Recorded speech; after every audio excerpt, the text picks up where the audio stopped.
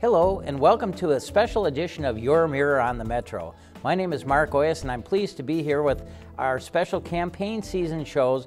Our first candidate for this season is Marc Berris, a candidate for District Court Judge, and let's not fool around, let's meet Marc. Good afternoon, nice to see you. Nice to see you, Marc. So you're a candidate for District Court Judge. Tell us just basically the process of becoming a judge in Hennepin County. Sure, well, most judges, and there's 62 of them in Hennepin County, have been appointed by the governor. That's the normal course of business. A judge opts to retire, the governor fills that vacancy. What has happened this year is somewhat of a less usual occurrence, and that is that two sitting judges have decided not to run for re-election, which is something that even appointed judges need to do every 6 years. So what's happened is there is literally an open seat that will be filled by the voters in November. So either way the outcome is, there's going to be a new judge sitting in seat 44 come November 6th. How many judges are up on the there's 44 seats? I believe there's 17 of them that are going to be on the ballot. However, 15 of those involve incumbent judges who have no challengers. So in seat 44, there's people smart. There's candidates for that seat. There's two candidates for that seat. There's another open seat, which is seat 22, and there are two candidates for that. Although there were 4 candidates originally, the primary election has narrowed that down to 2. People much smarter than me have described the process that really there's no opponents for a seat like this. When you have quality candidates, you're presenting your credentials to the public. Is that a fair way to put it? I think that it is. When you serve as a judge, you aren't really advocating for certain issues, and so it isn't a case of I have an opponent who has views that I don't like, I'm challenging them, and so I'm running truly against them. This is a situation where both of us want to serve as a judge, and really both of us are trying our best to present our qualifications to the public in the hope that we'll be the person that receives their vote come November 6th. I'll save the hard ones for later. Let's try the easy one. Why do you want to be a judge? Well, it's interesting. A lot of people that I've talked to who are interested in being a judge or who are judges have always wanted to be judges. For me, that was not the case. I went from being certain that I was going to be a professional baseball player to realizing that probably wasn't going to happen, to deciding that I wanted to be a lawyer, which is something that I had a grandfather who was a lawyer. So at about the age of 12, that's what I decided I was going to do when I grew up. Being a judge, however, was something that was never part of that plan and really didn't become part of the plan until about a decade ago when I started serving as a referee in conciliation court in Hennepin County. And a lot of people may not be familiar with how that works. In Hennepin County, as in every county, there are small claims courts for civil disputes involving $10,000 or less. You can bring your case to conciliation court. You don't need a lawyer.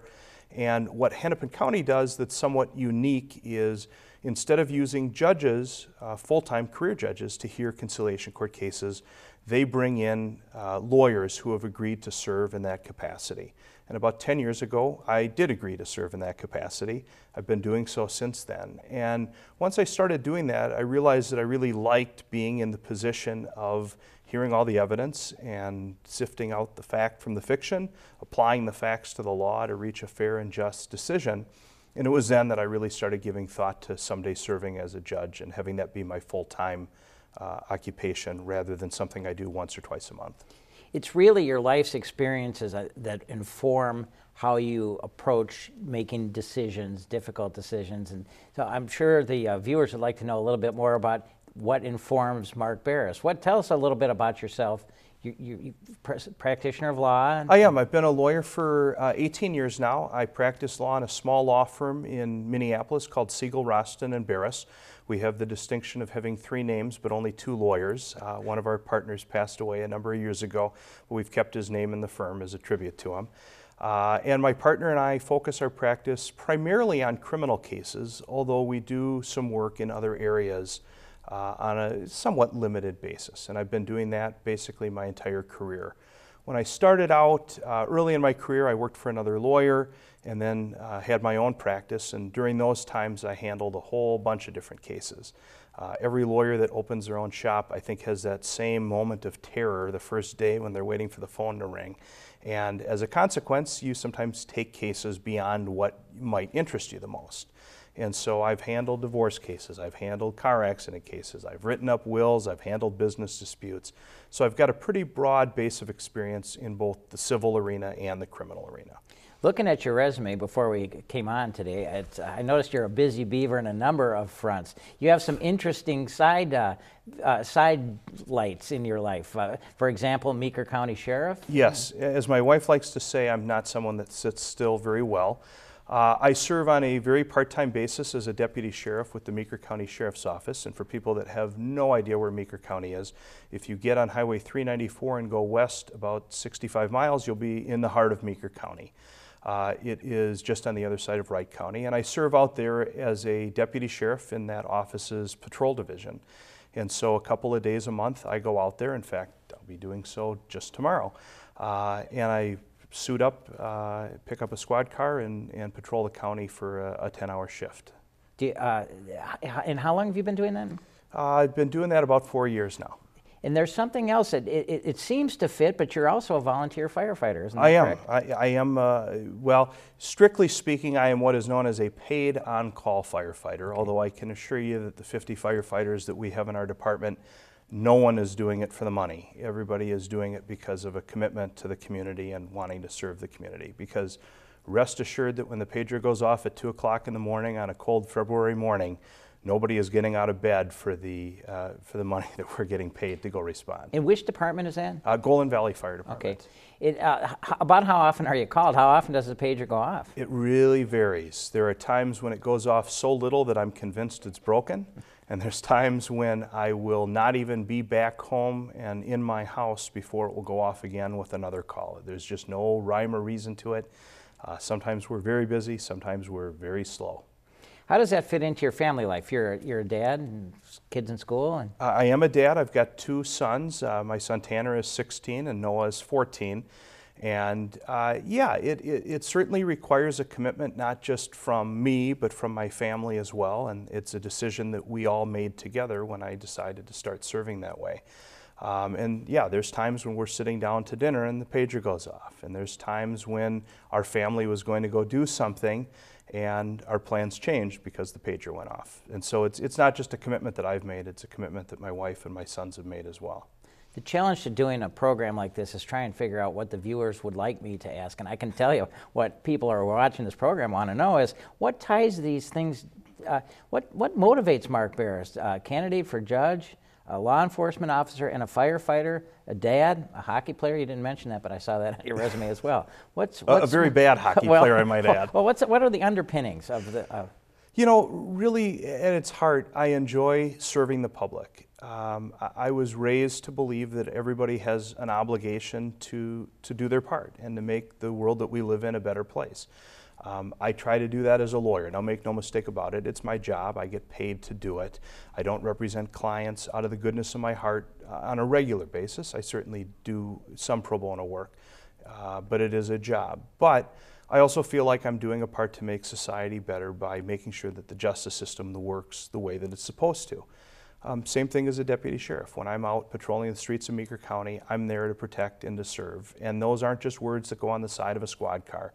Those are really what guide me through the hours that I spend out there. Fire department, it's the same thing. It's a commitment to making the community safer and to making the community a better place overall. And that's the same thing that's caused me to want to serve the public as a judge, is a desire to take the skills and the experiences that are unique to me and put them to use in what I think is the best possible way, and thus this campaign. That's quite a blend of experiences. And again, how will this inform how you are on the bench, how you come to making decisions, or your general philosophy of what a judge should be like? Sure. Well, in 18 years of practicing law, what I can tell you is this. There's a wide variety of personalities on the bench, and the judges who I most admire are the ones who leave no litigant feeling as though they did not get their day in court, and most importantly, who felt like they were heard and treated fairly. And that's the way that I would approach things. Now, there's incredible pressures brought to bear on the judges in Hennepin County. There are 62 of them, and between them, they're going to handle about 800,000 cases a year. So it's a pretty daunting task to, on one hand, manage a calendar that is just unmanageable in many ways, and on the other hand, ensure that every litigant comes to court and feels as though they were treated fairly, respectfully, that the judge gave their particular case its due consideration. Having represented people over 18 years and knowing how that affects every litigant that goes into court, I'll bring that experience with me to the bench, and that's something that I won't forget when I become a judge. I will remember the impact that being a litigant has on the clients that I represented.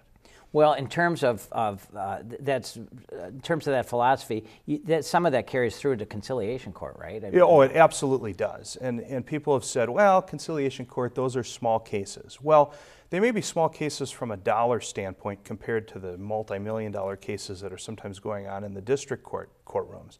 But I can guarantee you that to the litigants that are there, they're every bit as important, and in a lot of ways more important.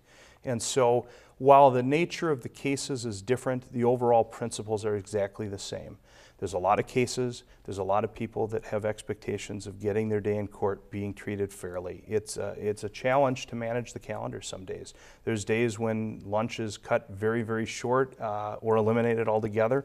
There's days where the lights are getting shut off in the building and we're still going. It doesn't happen real often, but when it does, I've made the commitment to seeing it through rather than rushing somebody's case and having them feel like they got less than my full attention. Oftentimes candidates for office in general, and I'm wondering if this is true for judges, will pledge to the voters that they're going to go in and change the system. It doesn't work, it's broke. Are you going to come charging in and fix that 4th District Court? Or how does that work? In a word, no. Look, the reality is that even though I've served as a court referee, I've served as a hearing officer, and I'm familiar with being in that role, there's a steep learning curve for any new judge. And I've known some wonderful judges who are just phenomenal lawyers, and they've come into the role of being a judge, and it's a whole different experience. And I think that anybody that thinks that they're going to arrive at work day one as a new judge and change the way things are going and upset the apple cart, I don't think that they've really thought things through. There's some very good leadership in the Hennepin County courts. There are some tough decisions to be made, and when they get made, they're being made for a reason. And so my plan is, if I'm lucky enough to be elected, is to go into my job and observe and keep my ears open and look around before deciding whether changes need to be made. Well, why Marc Berris for district court judge? You've outlined your rich, deep background, and like I say, it's a unique blend. It's quite a cocktail of life's experiences. What about that do you want the voters to know, and why do you want them to consider you on election day? There's really two things if you look at it in its simplest terms. One is the depth and breadth of my legal experience. As I said, I've handled civil cases, I've handled criminal cases. I've done it for 18 years. I've spent my professional life in courtrooms, and that isn't to begrudge lawyers who do other things and spend most of their time in offices or meeting with clients. But I've been a courtroom lawyer, and there's hardly a day that goes by, Monday through Friday, that I'm not in a courtroom somewhere in Minnesota. And so I have that depth of experience and that breadth of experience that I'll bring with me. The other thing, of course, is the experience outside of the courtroom. It's the commitment to the community. And I've tried to be very involved in my community because, after all, the people that come into court are members of the community. They aren't just lawyers. They aren't just judges. They're ordinary people from our community that do a whole variety of different things. And I've been involved in a whole variety of different things. Some of them have been legal related. I've coached and judged mock trial at the high school level. I've been involved in pro bono legal activities, but I've also been involved in things having nothing to do with the law. I've served on the board of Lionsgate Academy, which is a public charter school that's particularly near and dear to my heart, that serves children with autism. My youngest son, Noah, has autism and is a student at Lionsgate, and so I've poured my heart and soul into that place, just like every staff member and parents and everybody truly takes the community there. So it's really those things, being involved in the community, being involved in the legal world.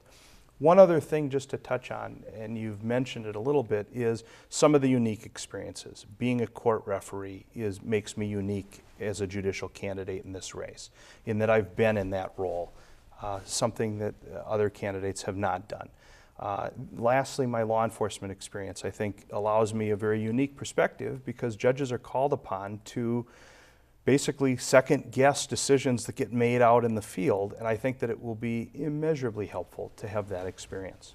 Mark, it's been a fascinating 15 minutes with you. We really appreciate you being our first guest on this Mirror of the Metro special campaign edition. We want people out there to know that this is available to any candidate or any campaign that is interested in coming and sharing their views and their backgrounds with us. It's a public service. Channel 6 asks only that campaigns pay for the production and airtime, and I volunteer my time for the greater good. And so we couldn't have kicked this season off any better with a fellow like Marc Berris. Thank you for joining us. Thanks, Mark. Sir. I've enjoyed talking with you. Now stay tuned, because this blockbuster isn't over. If in just a few seconds we'll be back with another one of our special candidates here on the Mirror on the Metro.